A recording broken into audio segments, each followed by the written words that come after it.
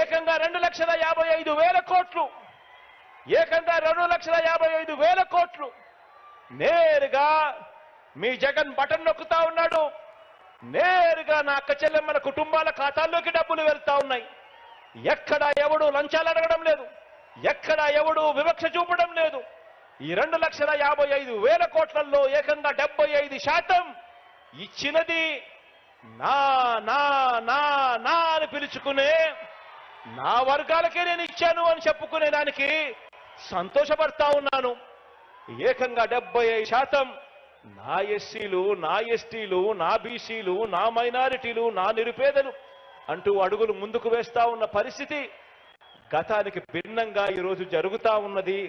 మీ బిడ్డ ముఖ్యమంత్రి అయిన తర్వాతే అని చెప్పి ప్రతి ఇంటికి వెళ్ళి చెప్పండి. నిరుద్యోగులకు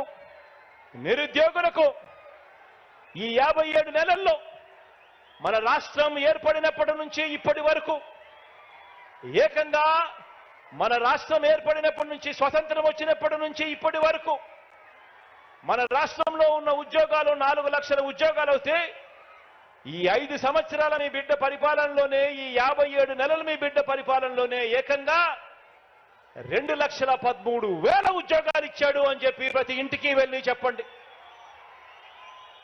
రాష్ట్రం ఏర్పడిని ఇన్ని సంవత్సరాలు అయిపోయిన తర్వాత కూడా 4 లక్షలుంటే కేవలం ఈ 57 నెలల్లోనే 2,13,000 ఉద్యోగాలు ఏకంగా మీ బిడ్డ ప్రభుత్వంలోనే జరిగింది అని చెప్పండి.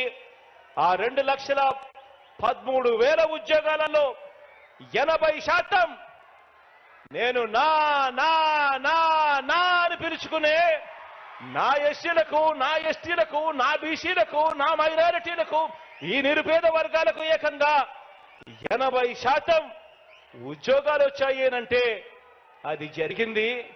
ఇంతటి సామాజిక న్యాయం కనిపిస్తా ఉన్నది కూడా మీ బిడ్డ ముఖ్యమంత్రి అయిన తర్వాతే అని చెప్పి ప్రతి ఇంటికి వెళ్ళి చెప్పండి.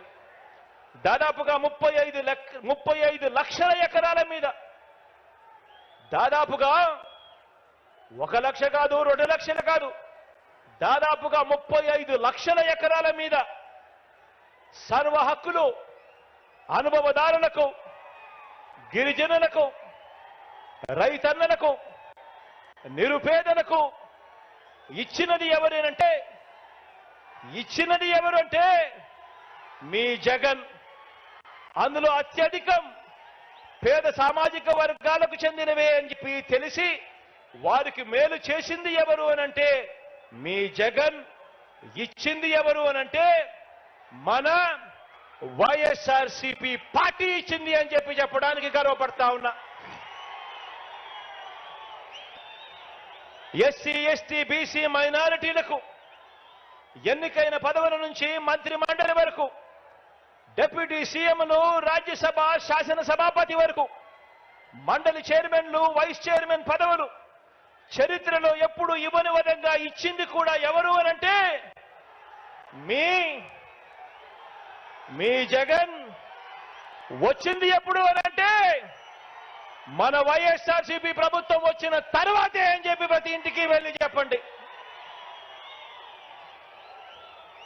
ఈ వర్గాలన్నీ కూడా మనందరి ప్రభుత్వం నిండు మనసుతో మద్దతు పలకాలని, తరతరాలుగా మారని బతుకులు మారాలని, మనందరి ప్రభుత్వం చేస్తున్న ప్రయత్నాలకు అండగా ఈ వర్గాలన్నీ కదలి రావాలని, స్టార్ క్యాంపెయినర్లుగా నిలవాలని, బాబుకు ఓటు వేయటం అంటే సామాజిక న్యాయానికి వ్యతిరేకంగా ఓటు వేయటమని, బటన్ నొక్కితే నేరుగా నా అక్క చెల్లెమ్మల కుటుంబాల ఖాతాల్లోకి డబ్బులు పోయే డీబీటీకి వ్యతిరేకంగా ఓటు వేయటమే అని ఈ వర్గాలన్నీ కూడా స్టార్ క్యాంపెయినర్లుగా ముందుకు రావాలని ప్రతి ఒక్కరికి కూడా ప్రతి ఇంటికి వెళ్ళి చెప్పాల్సిన అవసరం ఉంది అని చెప్పి ప్రతి ఒక్కరిని కోరుతా ఉన్నా.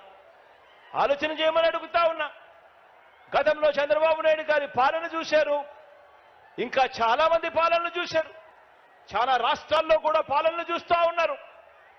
ఎవరైనా కూడా మేనిఫెస్టోను మన మాదిరిగా, మీ అన్న మాదిరిగా, మీ తమ్ముడి మాదిరిగా, మన వైఎస్ఆర్ కాంగ్రెస్ పార్టీ మాదిరిగా ఎవరైనా మేనిఫెస్టోను ఒక బైబిల్ గానో, ఒక ఖురాన్ గానో, ఒక భగవద్గీత గానో భావించి ఆ మేనిఫెస్టోను ప్రతిరోజు చూసుకుంటూ ఏకంగా 99% వాగ్దానాలన్నీ కూడా అమలు చేసిన తర్వాతే ఎన్నికలకు వెళ్తా ఉన్నది ఎవరు అనంటే మీ జగన్. ఒక్క వైఎస్ఆర్ కాంగ్రెస్ పార్టీ మాత్రమే ఆ చిత్తశుద్ధి చూపుతా ఉంది అని చెప్పడానికి గర్వపడతా ఉన్నా.